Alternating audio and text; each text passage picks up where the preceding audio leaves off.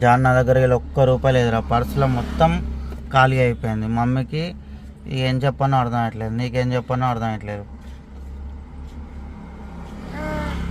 అడుగుచ్చినప్పుడు నీకు గిన్ని పైసలు వస్తాయి తెలుసా? నిజం తెలుసా?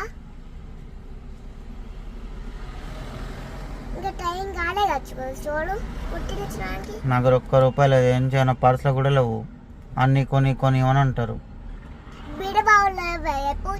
బీరువాల కూడా లేవు. మమ్మీ మొత్తం దిక్కున్నది. ఫస్ట్ అది రాని చెప్పినాక వచ్చినాక చెప్పాము. మళ్ళీ చీర కొని అంటుంది.